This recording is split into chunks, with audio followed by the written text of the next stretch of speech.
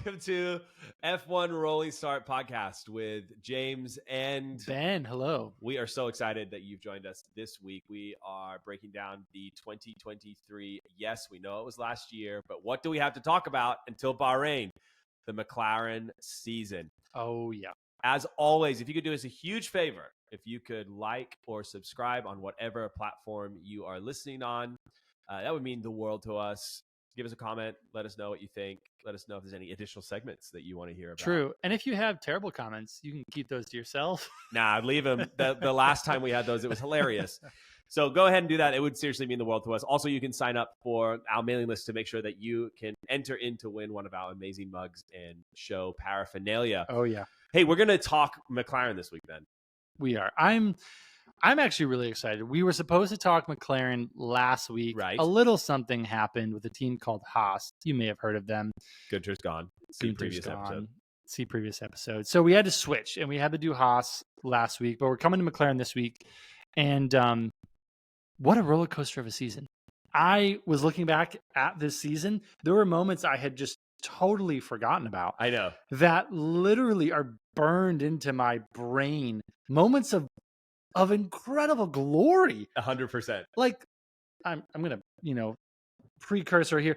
Lando taking first in England at Silverstone from Max, leading for 5 laps. Like, I forgot that happened. Anyway, I'm glad you got the caveat of leading for 5 laps. Leading for 5 laps. He didn't take Silverstone win from Max, but he definitely overtook Max and had a great few laps enjoying phenomenal. Front. Phenomenal. It was definitely a wild season. I think the way that you could sum up the McLaren season of 2023 was, do you know when you were like, well, you were homeschooled, weren't you? Yeah, but I've been to school. Okay. When you were in when I was in high school and then midway through the school year, yes, like a really hot chick came into our class. And it was like all of a sudden everyone was obsessed with it. That was McLaren post upgrade. They were technically there, and it was like they went on summer break and got their braces out and their hair straightened and their acne cleared up, and they came back and they were on fire, and everyone was obsessed with them because they started in total obscurity. They started with the slowest car. They were AlphaTauri starting area. They were actually worse. They were worse, and it was really depressing. And you just heard it in Lando's voice. And then again, they come through Austria. They bring incredible upgrades, and they never look back. Nope. And so I think moving forward, as we're coming into 2024, expectations are high. McLaren's a hot thing to try. Expectations are hot. Hot thing to try, and they've earned it. So we're excited. Well, we are going to start this episode a little bit different because we are heading into the 2024 season, which means that the manufacturers have started revealing their liveries. They have. They have. Zero car design, but their liveries. So what we're going to do is we're going to watch this. I've only teed this up. I haven't watched the whole thing all the way through. Ben hasn't seen any of this. I've seen pictures. I don't know if you've seen pictures of the car. I've seen, I think, a picture or two, but I haven't seen this video. Yeah. So we're going to watch this, and we're going to make a comment or two as it goes on. Okay. Starting out very much like I would imagine a nightclub. Yeah. Oh, there's that World War II hangar. That's Red Bull. Okay, we got an orange car. Papaya is here today. Oh, very orange. Fans going. Oh, the whole thing is orange. It's just orange. Okay, there's nothing on it yet. This is like a sponsorless car. Okay. Boom. There it is. Where's the blue? It's just orange and black. There's no blue. No. That looks pretty good, actually. That looks really good. That looks really tight. Still, I love that they're sticking Google with Chrome. Google Chrome. Google Chrome Vela. It looks like they have a lot of their same OKX. Dark Trace. Yeah, this is cool. That car looks really good. Piastri's 81. There it is. Wow. Oh my gosh. I'm so... Nice. Whatever it takes. I love that. Oh, that was good. That was really good, actually. I enjoyed that. That was awesome. I had the goosies. I got the goosebumps at the end when the cars were going down the track. I was like, ooh, it looks like Bahrain at night. I think it's withdrawals. Yeah. There's been no F1, and so I'm like, oh my god, it's possible. There's still cars out there. Oh my goodness. That's crazy. Whatever it takes. Okay, so this kind of explains McLaren went from like 4,000 posts on Instagram to 0. And then they just dropped this. And they literally did it on Instagram, and now they've changed this whole ethos of what they're doing for 2024, which is whatever it takes. I like that. And Zak Brown's been on a rampage with sponsors. And dude, the guy is a fiend. Hero. I don't know how he gets, and he gets American sponsors. He gets American companies. He's bringing massive sponsorship. Google's an American company. Google. Yeah, Zak Brown's a legend. I'm here for that car. That looked really good. No, it looked fantastic. Yeah. That was really tight. Initially I wasn't crazy about orange. I work for a company where like papaya. I know, sorry, papaya. When they had nothing but papaya on it, it was intense. It looked very ugly. It was a bit much. It's almost more black than it is papaya now, which I appreciate.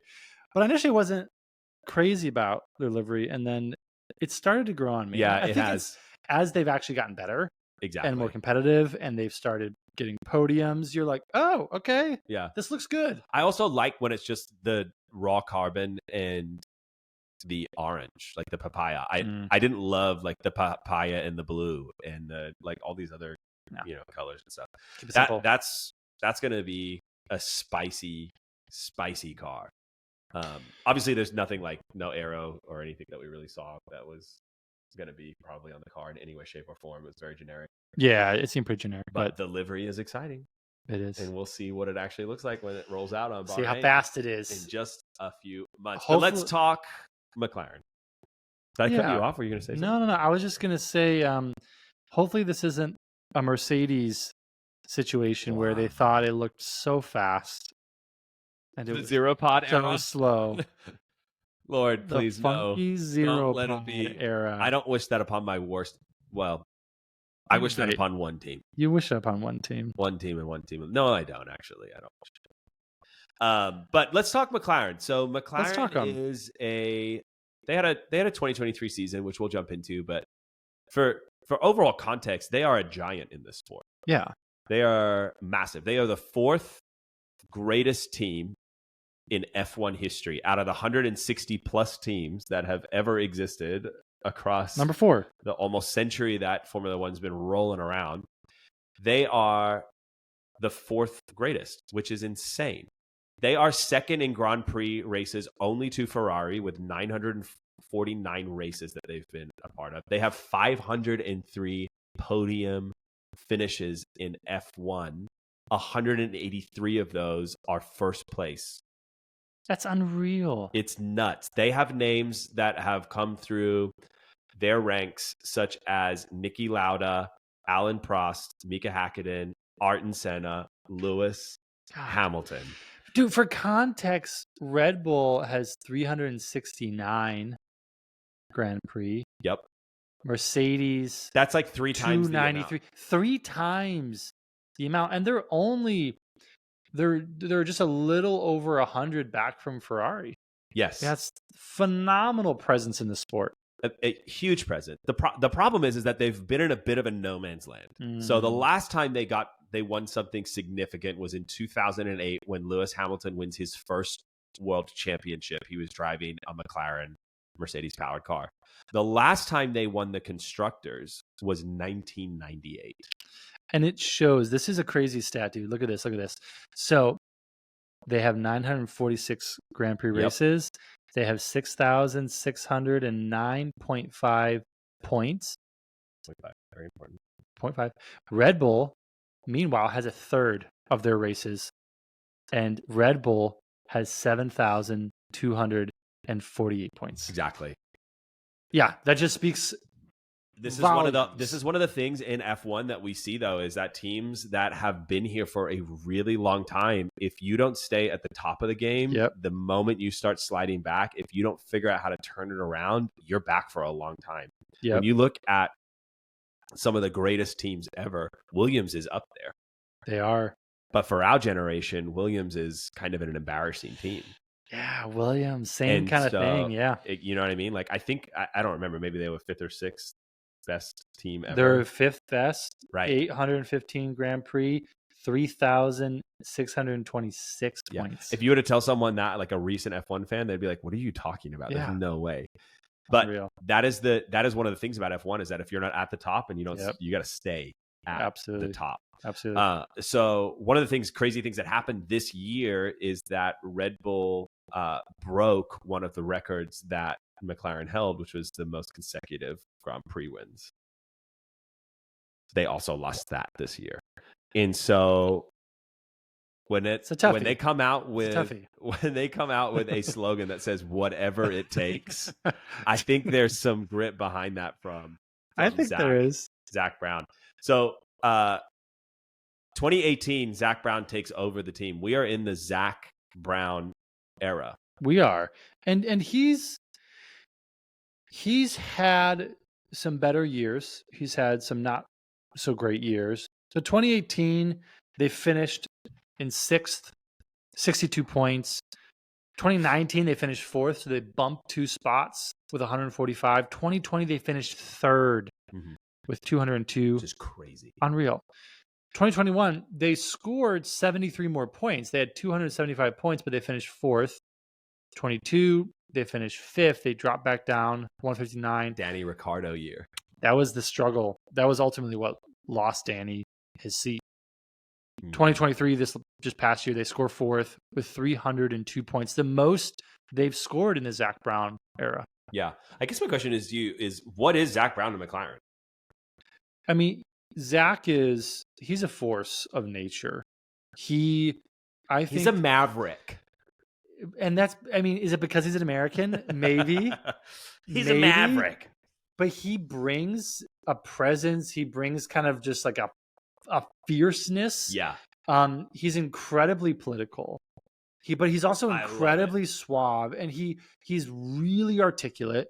And he's just someone who he understands the back end of F1 and the amount of politics that goes into it. And I feel like he's always coalition building.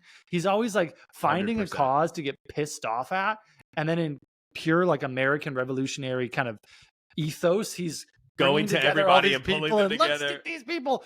100%. But I kind of love that about him. He's just this guy who's unpredictable. Yeah, I'm going to do whatever it takes to make sure that my team comes out on top. Yes. I found something that I don't like about what this team is doing or this regulation. Yes. It's going to ultimately benefit you, but it's going to kind of benefit you. But I'm going to make you think that this is the most important thing that we both need to go in on this. Oh, yeah. He's always got someone with him. I mean, yeah. And when Red Bull went over the cost cap, the loudest voice in opposition was Zak Brown. Period. 100%. My guy. So yeah. I mean, so he is the bubbles in champagne. That's what Zak Brown is. He is the money that is in the bank. He is the American underdog bringing the former glory days back into shining place for McLaren. I think he is the guy that is going to literally take this whole thing. He's brought more money into this team. And I would say argue into the sport. He has helped revolutionize cracking open America for F1. He really has. And not only this, he's an incredible talent scout.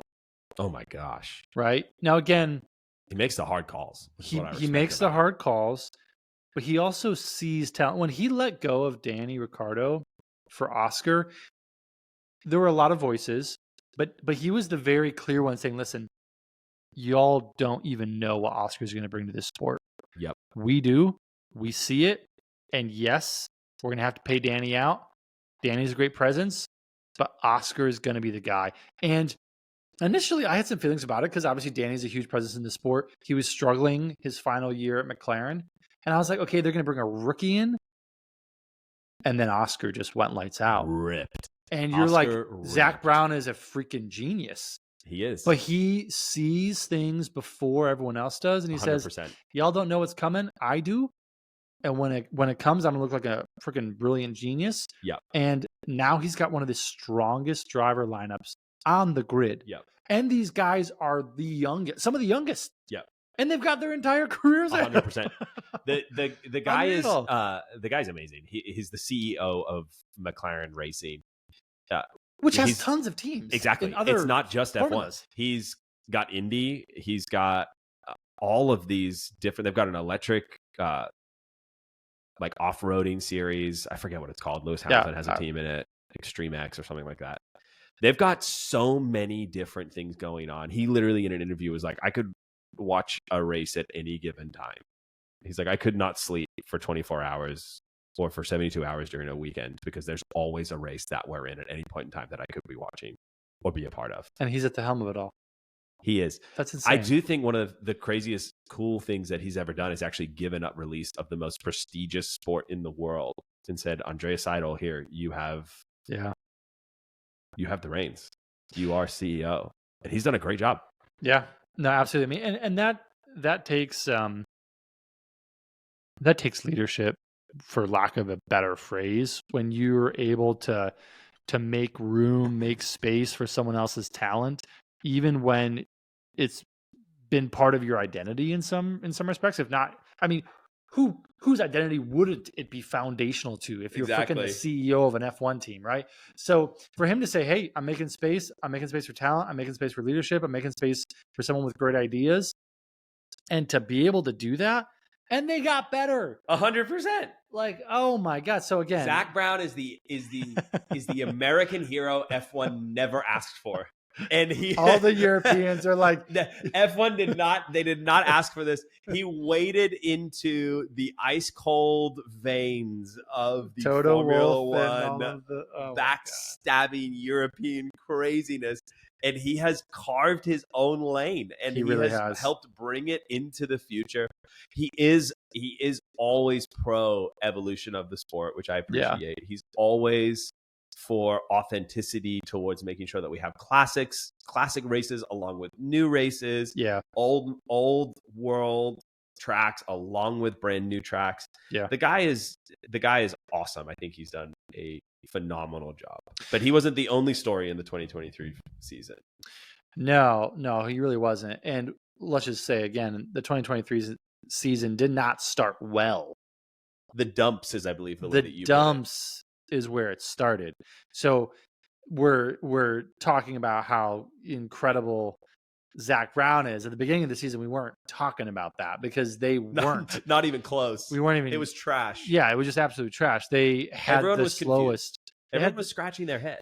Because it didn't make sense because, they didn't finish incredibly high. They were 5th in 2022, but 5th is still a midfield team. Mm-hmm. They still scored points. They had podiums. And they were scrapping with the likes of Alfa Romeo and Haas, and it was embarrassing. Well, let's just say Bahrain, Lando finishes 17th. 17th. Piastri DNFs. He doesn't finish. Poor guy. Saudi, Lando finishes 17th again. Piastri finishes 15th. And then they start coming into the points. Australia was 6th and 8th, but Australia, half the grid crashed out. Exactly. Right? So it wasn't Australia's a true 6th and 8th. You can't. It was the wildest crash. Yeah, and Zach was even like, "Hey, we'll take the points," 100%. But it's because we were so far back that we missed the whole front crashing out. Right? We're a lap behind. Yeah, seriously. So like, went around. So for them, they were not a 6th and 8th, and then so again, take out 6th and 8th for a second because that's an outlier. Azerbaijan, they're 9th and 11th. Lando's 9th. Piastri's 11th. But then in Miami, they're 17th and 19th. Brutal. 19th. 19th. That means they got beat by a Haas. That's tough. Crazy. It's tough. So they weren't doing well. In Monaco, they were 9th and 10th. They had a bit of a bump. But again, it was an outlier because the next two races, Spain and Canada, 17th and 13th. Mm-hmm. 13th and 11th. Not good. Not good. So the entire beginning part of the season, I crunched a couple numbers here for our dear listener in Canada. So prior to Austria, where everything changed, McLaren scored outside of the points 11 times as a team over 8 races. So 16 opportunities to score, 11 of those They score outside the points. They only score 5 times in the points. But then dramatic Wilbuck comes the upgrade. That was perfect. And oh my God, do they turn it around from Austria onward? Oh my goodness. There's 14 more races, 28 times to score points. They only scored outside the points 6 times. That's incredible. 28 opportunities, they score in the points, 22 of those. It was as night and day, as black and white, as red light to green light of a change that you can have during a season when no one is making monumental jumps. No one is making developmental jumps. Mercedes, meanwhile, is lost in the sauce, trying to find their way. They're on the razor's edge. They don't have a car that even deserves a win, as Toto later says. Ferrari's trying to find their way. They can't get it together. And somehow McLaren's like, boom. Literally, it's like they flicked the light on. We just, the light's there. Okay, now we're going to go and we're going to get tons of podiums. We're going to win a sprint race. We're going to, unreal. No one else was doing that. In their defense, they started the season knowing they did come out in preseason testing and they went, I don't know if you remember this, but in preseason testing, like they couldn't get very many laps in because the brakes weren't working. I don't remember that. No. Their fins were failing. Like it was so bad. And so they came out going, guys, we're not going to be anywhere. So they knew they weren't going to be anywhere. They kept trying with the model that they had. Zak Brown came out later and was like, had we made the decision that my gut told me to make 6 months earlier, which is the upgrade package that is from Austria on. If we had made that decision 6 months earlier when my gut told me to, it would have been a completely different season. Yeah. They finished 4th in 2023. Is that correct? Let me just, 4th. They had 302 points. Shy of 3rd was Ferrari with 406. Okay. So towards the end, they dropped off a bit, but they were gunning for 3rd at one point as well. But if they had the beginning of the season, that they had towards Austria on, if they had made that 6 months earlier, I think there would have been a battle between Mercedes, Ferrari, and I think it could have been anyone. Anyone could have been 2nd through 3rd. Come out in the strength that they should have started. Yeah, no, if they were swinging from Bahrain on, absolutely, they would have been in contention for 2nd. So Zach, learn your lesson. Go with your gut. And he does have a gut. Ben. He's slimmed. I love it. He has slimmed though. I love it. He has slimmed though. I love it. That's so good. Good for you, Zach. Good for you, Zach. He's got a nice beard.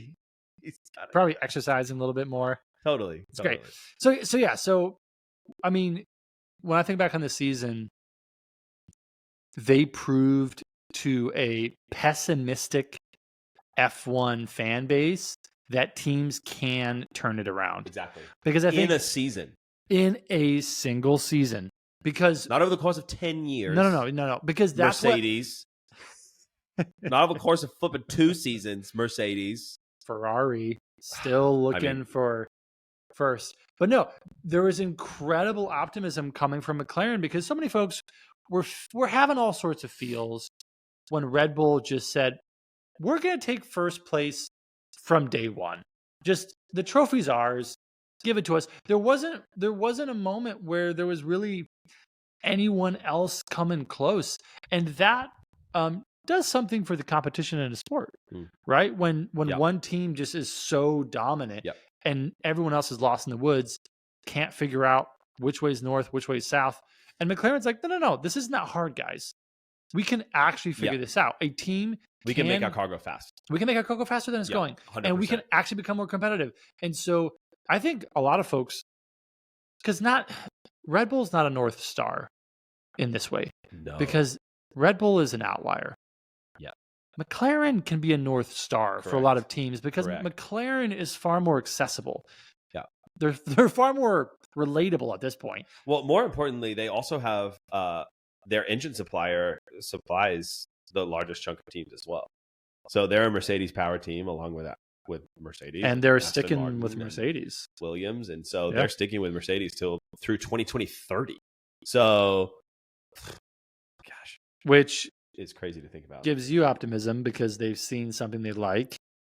Thank you, Ben. Yes, they've seen the new 2026 preliminary engine from Mercedes, and Zak Brown, who knows everything before it happens, which is what Ben said, loves the Mercedes engine. I mean, and Red Bull's going with Ford. So here's the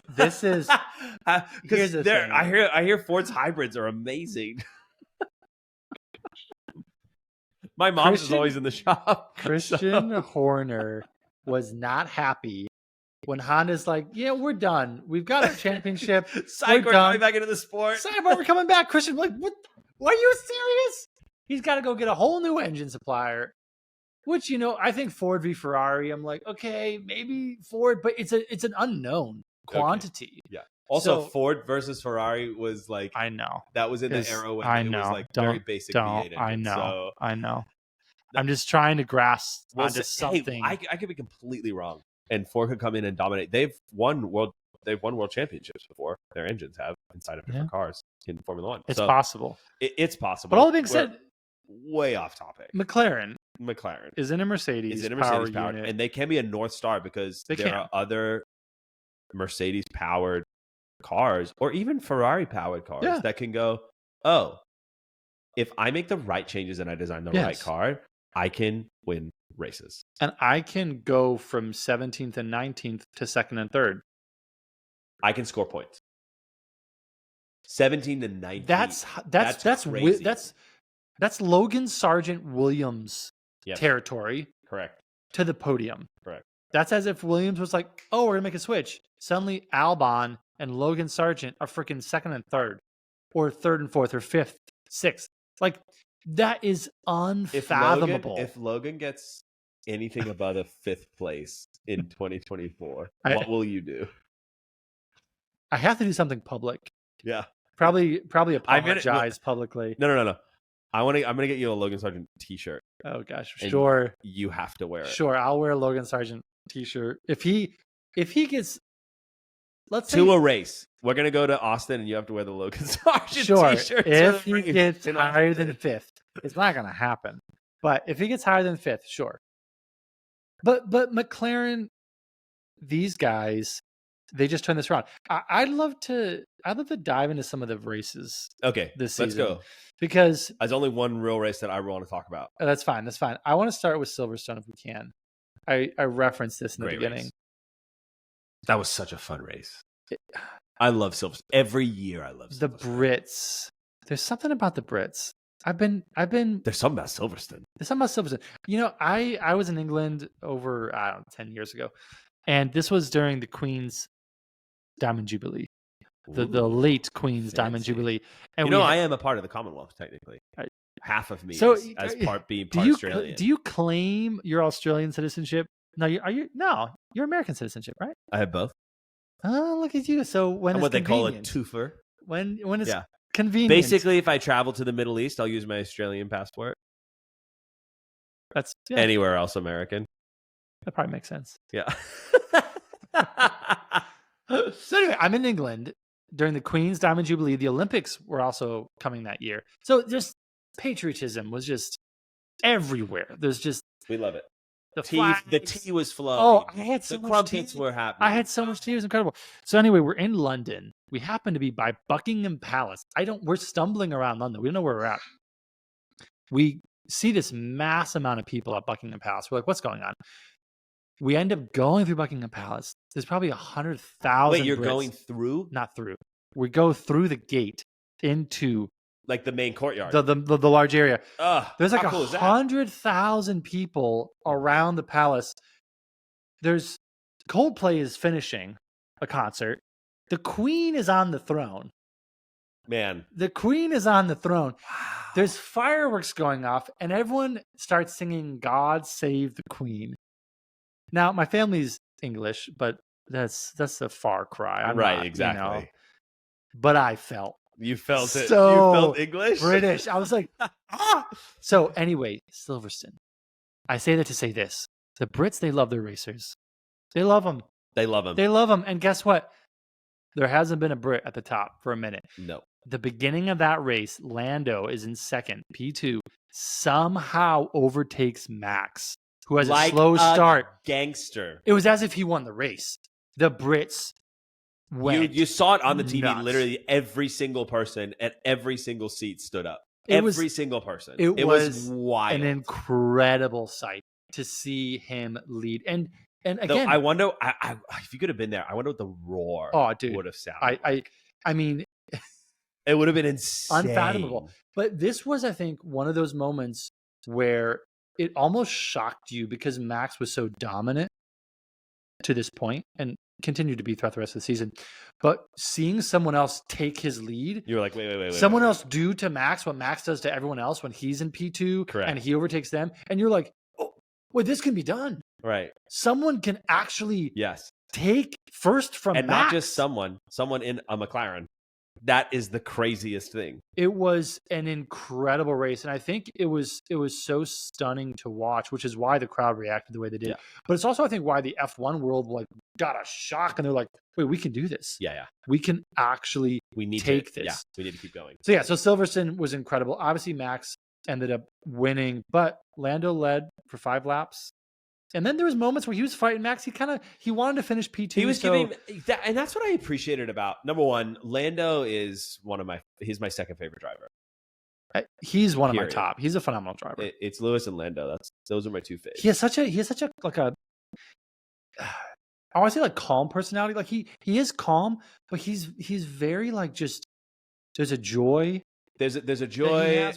He takes himself seriously. He's very intense about. He's hard on himself. But there also seems to be a humility about him. And obviously I don't know him personally, so he could be completely different. But from what I see, even when he gets frustrated, there's a level of it goes more towards his ability rather than other people. He doesn't shift blame. He doesn't blame others. He doesn't end up shoving his race engineer as he gets out of his car or anything like that. And so that's that. No. And I just think he seems like a really just kind of genuine dude that you'd love to go get a beer with. Yeah. You know what I mean? Absolutely. Or watch a race with. Absolutely. Yeah. The thing about that race for me was that it was a moment where I was like, oh, come on, everyone, please. You can still bare your teeth even when there's a Red Bull behind you or in front of you. Get your elbows out again. Yeah. Yeah. No, there was definitely moments in that race where Lando had the pace. It was evident he had the pace because he took first place from Max. Yeah. But there was a point where Max was going back and forth trying to pass him, and Lando just kind of didn't fight him. Like you said, he didn't put his elbows out, didn't bare his teeth. And I think he gave up after a while because he realized that his tires, he was going to destroy his tires trying to keep Max behind him. Yeah, and he wasn't going to finish second. And at the end of the day, this is a point in the season where they need the points. Yeah. They had just made the turn, really just a few races before in Austria. Yeah.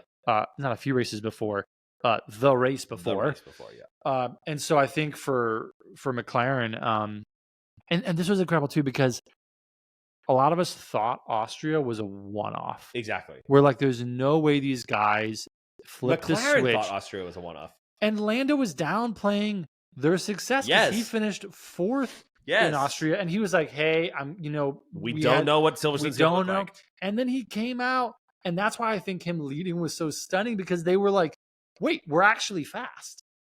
We are actually. This isn't a fluke. This isn't a left turn. We're fast, and we're fast at a fast track. One of the fastest fast track."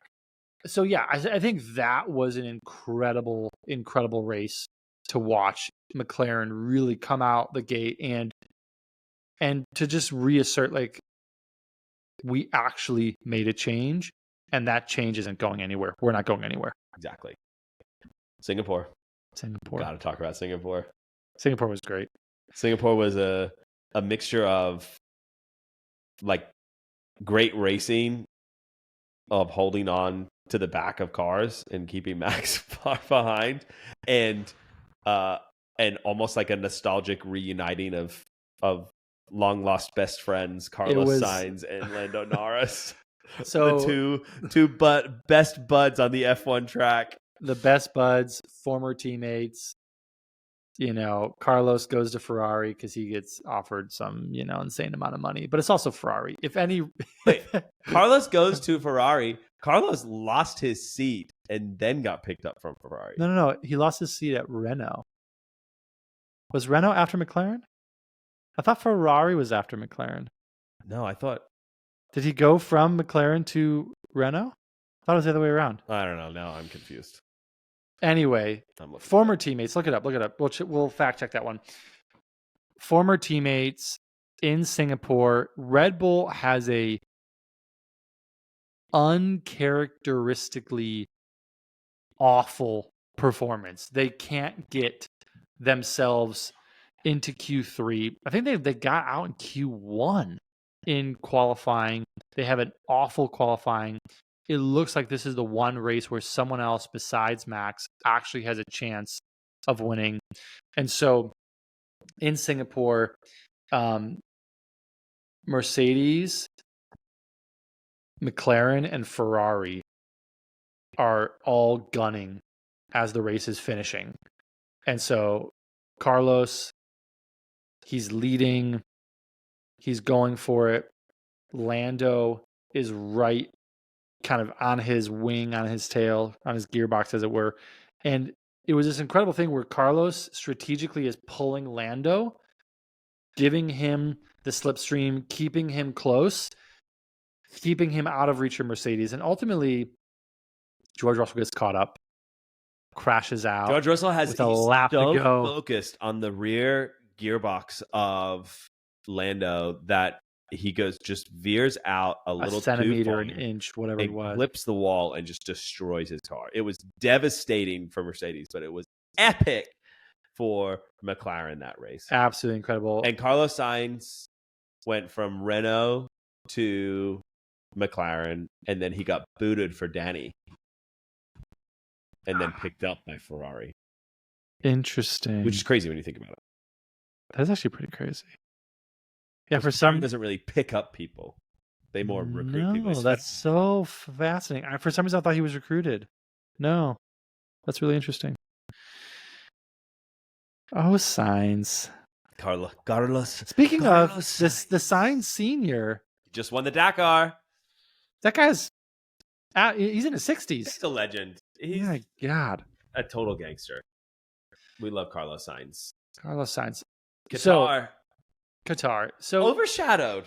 Qatar was flipping hot. Yeah, that was the one where this was the race when like everyone's desperately trying to get some air into their visor. I think that's when like Logan Sargent, you saw the video of him getting out of the car and just bodily fluids just dripping off of him, which when you think about the fact that they're wearing fire retardant like long johns, unreal. On top of that they have their race suit. That's a lot of thick, dense fabric to be soaked enough to be pouring out liquid. Dude, that's crazy. Dude, like, he was so sick. He had to retire. Yeah, he had like full dehydration. Yeah, no, I mean, Lance Stroll was talking about how he was almost passing out on the corners. Anyway, crazy, to the point where it was almost dangerous. A lot of the commentary was that the race was actually dangerous. But this was a huge weekend for McLaren. Oscar wins the sprint. And he gets gypped. He gets fully gypped because Max clinches his title. Well, Max clinches his title. So normally the person who wins drives their car onto the podium and has the prominence of the first place. Oscar wins and doesn't get to drive his car on the podium. They're like, no, Max clinched. Max can do it because he wins the title ship. Wins the title. And so it was, I felt bad for Oscar because Oscar won. It was this huge thing. It was his first win and it was a sprint. So everyone like puts an asterisk. It was a sprint. He still won. He won. He still won the sprint. And an so official Formula One race. He wins the sprint. And then McLaren in the race finishes second and third. And Oscar actually outperforms Lando at this point, finishing second. Yeah, he had a phenomenal weekend. But yeah, crazy hot weekend, but it's also a crazy hot weekend for McLaren. They hauled a ton of points. And this is what really leapfrogged them up. Yes. Jumped them straight up. No, this absolutely was. And they were on, just a crazy run of form because just previous in Japan, Lando had finished second. Oscar had finished third. So they were just Yeah. podiums all around. So yeah, so Qatar was a little bit of a, I don't know. I feel like Oscar got a little gypped, but at the same time, he's so even keeled and Yeah, just you kind never of know if anything steady. really bothers Oscar. But Qatar was McLaren's hardest weekend, but probably because of the heat, but their best weekend. Yeah. In the 2023 season for sure. Yeah. Last but not least, Austin. Austin is always one of my most favorite races. Yeah, I forgot Lando led a huge chunk of that race. Yes. But you only forgot because you and I were watching it together and we were freaking out about Mercedes and Red Bull. Well, because in the end, Mercedes gets disqualified. Hamilton is chasing Max down. Max is losing his mind, yelling at his engineer. Hamilton, his engineer. Don't talk to me in the corners! Told you! Hamilton's engineer is like, hey, we might go for the win. And we're all like, are you drunk? Are you nuts? And then we're like, oh, shoot. No, we were watching it live. Right. And when Bono came on and says we could go for the win, you look at me and you go, why are they doing this to you? Fast forward to like 10 minutes later, you're on your feet going, no. I know. It was quite the race. But I think, so ultimately it ends. Mercedes gets disqualified. Yeah. Lando finished third. He bumps up to P2. Yeah. Another great weekend for them. And I think what this did was it was another weekend where we see Lando leading. We see him setting the pace. We see him in front. And I think at this point, at least for me and watching it, I was like, I could get used to this. Yeah. I could get used to McLaren being in front. I could get used to seeing Lando as a leader in this sport. And again, he still has yet to win. Yeah. But it's coming. Yeah. And it was an incredible weekend to just be like, these guys are here to stay. Lando's here to stay. And I'm ready for the race where he finishes that last lap out in front. Yeah. What's interesting to me is that Lando hasn't won a race yet. Yeah. He's come close. He has. He almost won in Russia. That's devastating, man. It was the rain. It was the rain. The rain caught him out. He decided not to come in. Man, you got to be kicking yourself for that. He had to give up he was faster than Danny in the Monza race. Yeah. But he obeyed team orders and didn't race Danny. Yeah. Came in so P2. Danny took that. And so, and then Oscar's debut series, he wins a sprint race. Yeah. So that'd be tough. That'd be tough. It would be tough. The question is that we have quite a few people. Now, Lando's contract is not up in 2024, but it is up in 2025. Yeah. And Oscar's is through 2026, I think. Oscar's is through 2026, but Lando's is only through 2025. So he has a seat with McLaren. Now, Lando's been on Red Bull's radar since he won F2. Yeah, he has. Sorry, since he left F2. And Christian's been very honest about it. Very honest about it. Everyone does. I think he would be on half the grids. But my question is why, if he hasn't won anything? That's a good question. I have theories. Well, maybe I'll attempt at an answer, and then you can tell me your theories. Lando brings a lot to the sport. He is a phenomenal racer. He's a really smart racer. He has the ability. He has the ability to win. He just hasn't done it yet. Yeah. So it's there. And he hasn't had necessarily the car to do it either. And he hasn't necessarily had the car to do it. So now that you finally see him in a car that's actually competitive, he's almost there. He's right there. So I think that's why he's on a lot of teams' radar, because of just the potential. Also, he's really young. Really young. Right? Like, he's not someone who is still looking for a win like Nico Hülkenberg. who's at the other end of their career. Yeah. Right? He's still in the beginning of his career. He was born in 1999. He is young. Oh, sweet Jesus. We are old. We are old. We are old. But here's a guy who he's young, but he still has tons of experience. He's not a rookie. No. He's a young guy who's got tons of experience. So yeah, I think any team who could afford him would love to have him if they had a slot. Do you think if you were Lando, would you go to Red Bull? Take your bias out of it if you can. Well, we've talked about Red Bull. We've talked about how they run their team and the kind of brutality in which they run their team. And so Lando's good. Him and Max are close. They're good friends. Obviously, Red Bull's got, a killer car. Yep. But Red Bull also is switching power units. So that throws in a whole new factor where Red Bull doesn't even really know what post Honda is going to be like. Correct. So I think Lando, at the end of his contract, why would he go to Red Bull, who's going to add this whole new power unit to their car when he can stay, and especially if he starts winning these next couple seasons with the power unit at Mercedes. I mean, I don't think he does. Plus, he's seen every driver who's come through Red Bull. That's a good point. He's seen how it chews them up. He's seen how it chews up great drivers, race-winning drivers. He still hasn't won a race. Right. And if you can go and win races and you still get chewed up and spit out by Red Bull, that's just a driver graveyard at some point, unless you're Max. So yeah, I don't know that he would be attracted to go to Red Bull. It's good. What do you think about him going to Mercedes?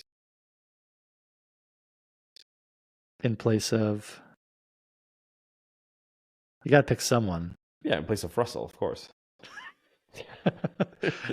Hamilton's getting older. At some point, the guy's got to retire and go drink his non-alcoholic tequila or whatever he's drinking. He's gonna Almave it in the Maldives. No, he's not leaving. He's not leaving yet. No, he needs to win again. So of course he's not going to leave until he wins again. Yet. I think he'll get his 8th. I don't think Mercedes ditches Russell for Lando. Russell's won a race. Russell's gotten podiums. Russell's went neck and neck with, in your words, the GOAT. Yep. So, I mean, I'd love to see Russell Lando. Here's the tension with Russell going into 2024, in my opinion. Okay. Which is why I asked this question. Because if Russell doesn't significantly take it to Lewis's point scoring this season, it's going to raise the questions. They may not be as forward as Christian about it. No. But they want drivers that are pushing each other. Yeah, George Russell. So Lewis scored 234 points in third place. Russell was down in 8th place at 175. The year before, they were closer, but only because of flukes. Yeah. And the car was trash. So now this year they come out and fingers also crossed kind they have a trash car. They have They have a decent car this year. If he is still that far from Lewis, it's going to start raising questions about whether or not Lewis is going to need a different driving partner. Well, yeah, because Mercedes is looking to get back into winning. Correct. Constructors, They drivers. don't want to get stuck in another thing where they've got a Valtteri and a Lewis, where Lewis is outscoring significantly every single time. They wanted someone better than Valtteri, and I think with George, they've gotten someone that's better than Valtteri. I just don't think. I don't know if he's better than Valtteri. Valtteri's won more. That's true. But they had a better car though. That's true. So maybe they had a better car. George would have won more. Fair. I'm just saying that if it came to push the shove, and it's like, George, you've been good, but you're not winning championships in a championship-winning car. We want someone that has potential to go for it. Lando starts winning at McLaren. Yeah. And all of a sudden, Lando's contract comes up. And Toto's like, let's get Lando. 2021, there was a race, and not the one that we love talking about, the other ones. There were other races. There were other races in 2021, and Lewis was stuck behind Hamilton. Sorry, Lewis was stuck behind himself. Lewis was stuck behind Norris. Couldn't get out of his own way. True. I think I actually remember this Norris. And for lap after lap, and just comes on the radio, silent, and just comes on and goes, "Man, this guy can drive." He can. And I was like, "Yo, 7-time world champion comes on the radio and goes, man, this guy can drive." Yeah. If you don't think Lewis was looking for every tiny little flaw in his driving ability during a year when he was dominant, yeah, absolutely crushing, and desperate, like he was crushing and elbows out and needed every single point, like absolutely. He was ripping, and he was like, I can't get by the guy. The guy can flip and drive, and he was in a McLaren. I know, unreal. Yeah, I mean, I'm here for it. I think that is absolutely a possibility. They shared the same power unit. There's less unknowns going from a McLaren to a Mercedes as far as power goes. There'd be way more going to Red Bull with a Ford, which I'm just so scared. Red Bull sponsored by Ford and John Deere. I'm so scared. Do they build tractors now? Like, what are we doing? Ace Hardware on the back of the on the back of the spoiler. I'm legitimately not excited about that. But no, I think it's a good point. I think especially if Lando starts winning, he gets over that mountain, he gets his first win, and then McLaren, I think he's on everybody's radar, including Toto, including Christian. Because again, he's been on Christian's radar. He's on Christian's Christmas list for sure. Absolutely. I mean, I think Christian would love to grab him, especially if Checo continues to be Checo this next year.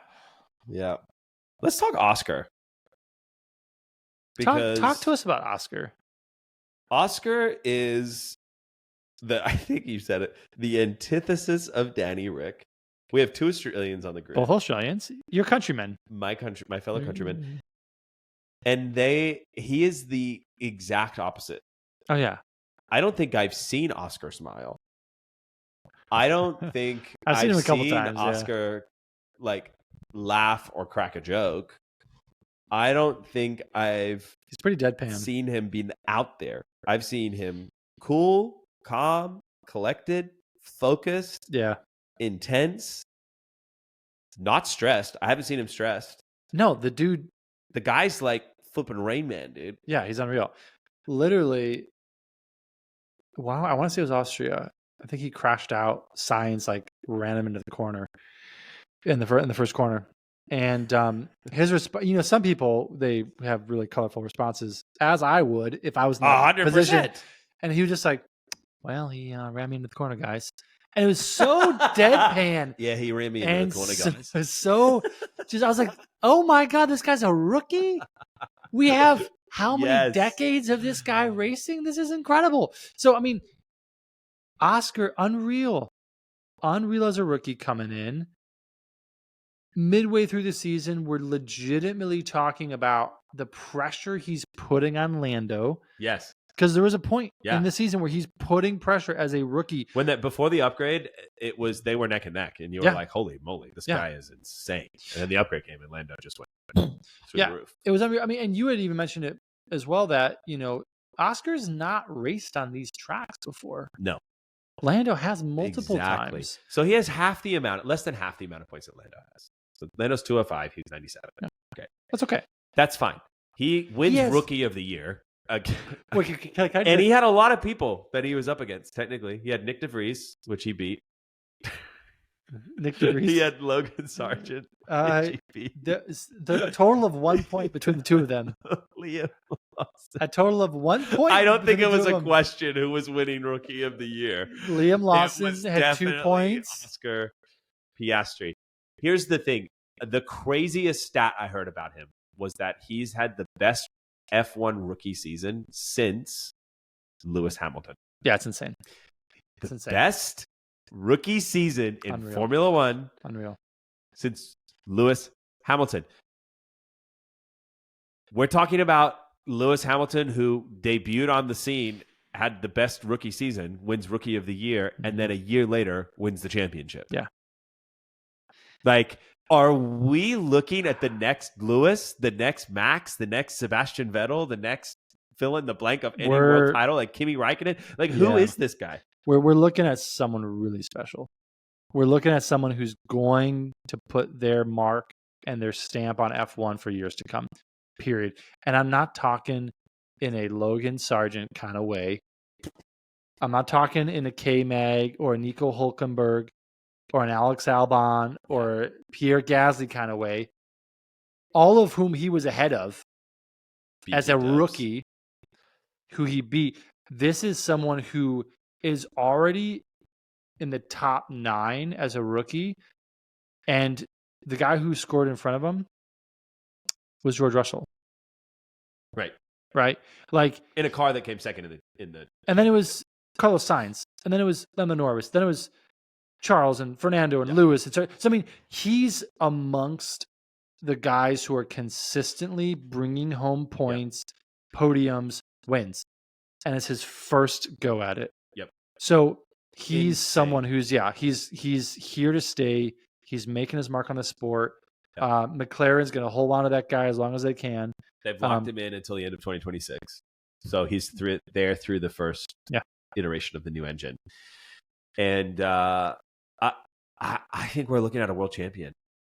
I really do think McLaren. It's not a stretch to say that at all. Yeah, I agree with you. I think they're on a run, and I think they're gonna, if they continue to do what they do, whatever it takes. One could say, if they do whatever it takes, I could see him winning for sure.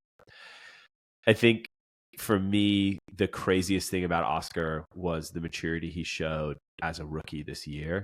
The calm, the cool, the collected. He didn't get stressed. He didn't. At least he didn't show it. I'm sure he experienced stress. There's some folk who you can tell they are stressed. You can just tell. He just approached every weekend methodically. He was... I like him, man. Yeah, no, this is the mark of a really great sportsman. They are the same when they lose, and they're the same when they win. As far as how they carry themselves, kind of the persona they have. Obviously, you celebrate more when you win, but when you can lose and you can take it on the chin, you can own it, you can learn from it, you can become bigger because of it and not shrink and become insecure. This was the crazy thing. He came out, and McLaren, like we said in the beginning of the season, was just trash. They didn't have a good car, and this is his first season. And at this point, which worked better for him, by the way. Oh yeah, because he's like, great, I can blame this whole thing on the car. This is perfect. Expectations are low, but also you're coming in and you're like, okay, are we back to the doldrums of last year? Is this going to be a Danny Ricciardo thing again, where we can't get ourselves around this car? 100%. But you don't see him reacting. You don't see him wigging out. He's just there. He's consistent. Yeah. He's like a metronome. He's just kind of, you know what you're going to get from him. You're not surprised. No. And then when he wins, he's the same guy. Yeah. And it's stunning that a guy who is that young is that mature. Exactly. That I know guys twice his age that can't handle that kind of pressure. So immature. 100%. There's pressure that I have where I like am barely hanging on, and I'm like twice as old as this guy. Now there is a I don't want to say downside because that sounds terrible, but there is an aspect of this that we have to take into consideration. Year 2? No. Well, sure. I'm talking about his personality. Okay. Talk to us. F1, there's a reason why someone like a Checo and someone like a Danny Ricciardo and are in it. Money. They bring money. They are a personality that people attach to. Yeah.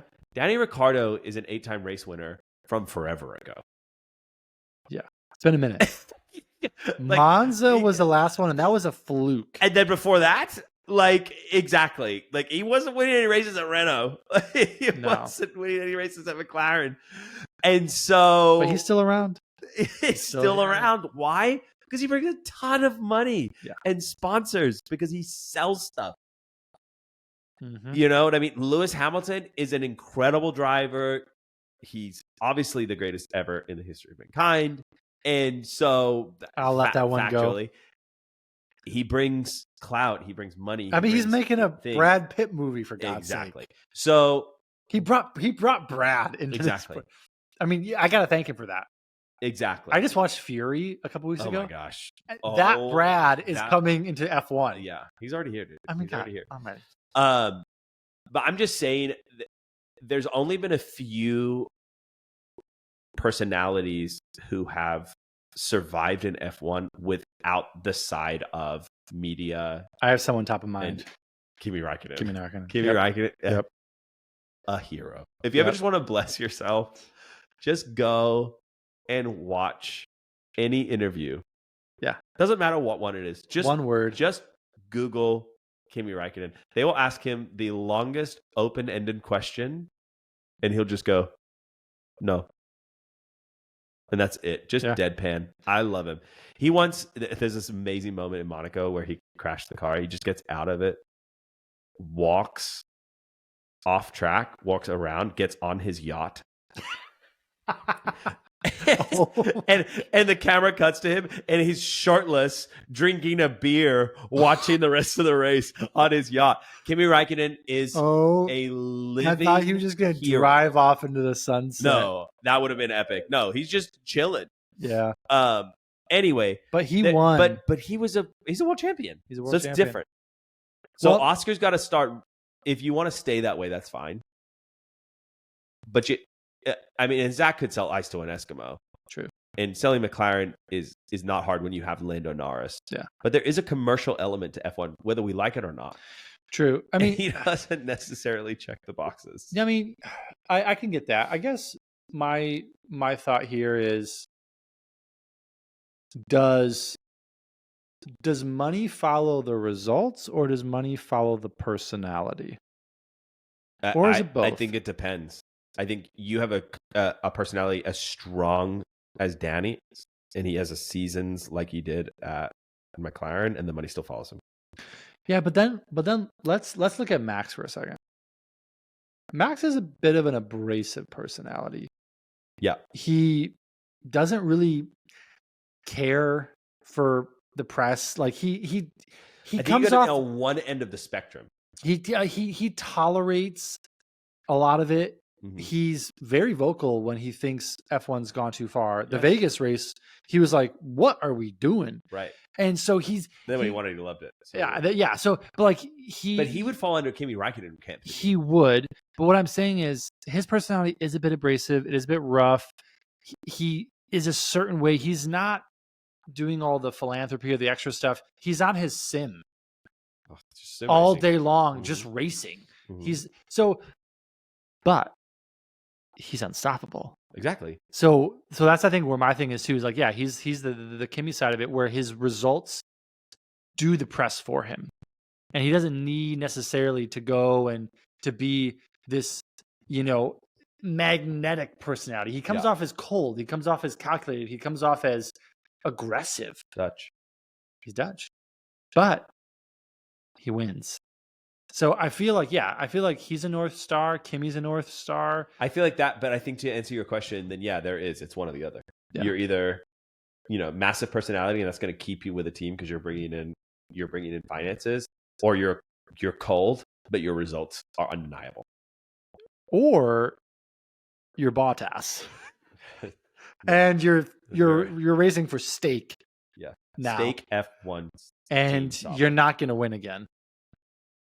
And I love Bottas, but Bottas is on that Kimi side of the personality spectrum, where he's not necessarily bringing all the money, but also at the point it's like, well, you're now going to be in the team that you're just not going to win. Exactly.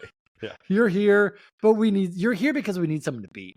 honestly. Like Bottas is just riding it out, man. He's like, I'm just going to keep driving F1 and making as much money as I can until I retire. The dude's got enough money to retire. Of course he does. He's fine. He's, his bonuses from the years that they won all those constructors at Mercedes, he is 100% fine. Oh yeah, he's great. But yeah, I think there is a spectrum of personality in F1. Yeah. And there are the dynamic, the magnetic. And I do think Bottas is trying. Is he trying? Yeah, I mean, he's putting out butt calendars. He is in his own way. He's growing a mullet. Like, he's really trying. Yeah. He is. I think he's the unofficial spokesman from Australia. He is. You don't know this because you're not on social media. I'm not. His girlfriend is an Australian Olympic cyclist. Yeah, he's not Australian. But he's always in Australia. And so there's this memes going around right now where it's like Bottas and the Swedish, right? Norwegian area, something like that. Some Scando. Yeah. And he's country's flag, and it's like crossed out, and then it's just him in Australia. And so he's like down there right now. I just think he's living his life as an F1 driver. What could he have done in that car last year? No, nothing. Nothing. There's nothing. No one could have done anything in that car last year. We don't know. We don't know if we've seen the last of Bottas. I mean, I hope not. I hope he comes back and starts winning. But yeah, I do think Oscar may fall into that camp. The Bottas, the Max, the Kimi, where they're just here to race. Yep. And 100%. They let the racing speak for itself. Whereas, there's other guys who, obviously they're here to race too. And Danny would correct you if you were to tell him you're just a personality. Someone did tell him that this season. They're like, Danny, are you just a personality? He almost cried. And then he went out in Mexico and freaking almost stole third place, essentially. Yeah, he would tell you, sure. But he's also a personality. Of course he is. And that's fine. And that works. He also has 8 race wins in F1. So he's not just a personality. No, of course. But I'm saying that it buys you extra time, is my point. Because it brings more money. Right. So Piastri's coming into a second season. If his results aren't as... He's set himself up to... He's got a high bar to beat already. Yeah, he's got to beat himself. And I think he will. Yeah. And maybe he will grow into his personality. I'm not sure. We'll see how it goes. He's so young. So young. So these guys. It could work. Man, okay, so let's get bold for a second. McLaren, 2024 season. Yes. Whatever it takes. Whatever it takes. Whatever that is. Where do you think they're going to end? Well, if they had started 2023 how they ended it, they would have been fighting for second. If they can start 2024, because here's the thing, Mercedes, they're doing a whole rebuild program. Hopefully that works out for them. Yeah. But that car that we saw in 2023, that's gone. That's in the desert. It's been buried. It's dead. It's 6 feet under. So they're going back to the... It's in their lobby, but yes. Back to the drawing board. So it may work. It may not work. So I think McLaren is going to be in talks for second or for third. Wow. I really do. Wow. Because they were on a rip. They turned the switch. They figured something out. They've got the same team. They've got a car that set a phenomenal foundation on which to build off of.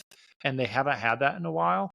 Meanwhile, number 2, Mercedes, they didn't have that. They barely hang on to second place. They have to go back and redesign their entire car and climb Mount Everest. Yeah. Ferrari, it's a tough one to even Ferrari haven't got their feet together for 20 years. So yeah, they've been trying to figure it out. So yeah, I think honestly, Red Bull, McLaren, those are the 2 at the top that I think have the strongest footing coming into the next season. Yeah. They're not gonna go for first unless Red Bull utterly just fails. That's not gonna happen. They're not gonna happen. It's not gonna happen. Red Bull's gonna win again, but I think McLaren is going to challenge them, and I think we're gonna see Lando get a race win. I think my predictions for McLaren for 2024 is I think both drivers will get race wins. Yeah, Oscar already got one. Yeah, but I know Sunday Grand Prix wins. I know. We always have to qualify. Sprint. It's a sprint. It's a sprint. It's controversial. It's for the Americans. F1 sprint races. I hate them. I love It's for those people who have short attention spans. For everyone that hates the sprints, you sure do know a lot about them and seem to watch them every time they're on. So yeah, don't know. Anyway, we can circle back on that. My prediction, you know what? I want to say Mercedes will be second. My gut says McLaren will be. I think that pains me. It is painful. It's painful, but it's not because they're both my favorite teams. But I'm not supposed to technically have two favorites. You gotta have one. But McLaren is definitely my number two. Mercedes is my number one. Yeah. I just feel, I'm trying not to be a doubter for Mercedes, but the 2 years running, your boy's nervous. I'm nervous for Mercedes. And so if they come out this year and it's not, I'm not jumping ship, but I'm glad I got another dog in the fight. You're seeding the idea. I'm not seeding the idea. I'm not seeding the idea. Just like Zak Brown. I will not leave Mercedes. You're seeding the idea. Mercedes. Okay. I will not leave Mercedes until Lewis leaves Mercedes. Okay, you heard it here. They will be my number one. They will be my number one. Wow. I mean, they won't be F1's number one, but they'll be your number one. As long as we win the F2 championship, I'll be. Oh yeah, and the F1 Academy. Okay, absolutely.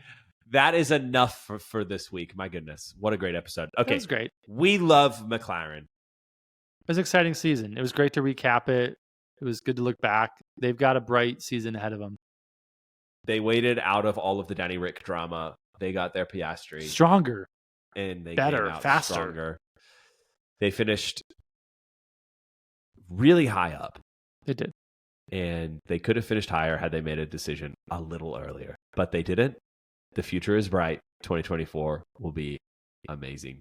Thank you again for joining us. Do not forget to subscribe if you've made it all the way to the end of this lesson. This F1 lesson today. Go ahead and subscribe. Go ahead and give us a like. Share us to someone else that you talk to F1 about. That's how we got started. We'd appreciate it. We'll talk to you next week when we dive into another team. Look at another reveal. To be decided. Yeah, we don't know who yet. No, we don't know. We'll let you know when we know. Bye, guys. Keep rolling.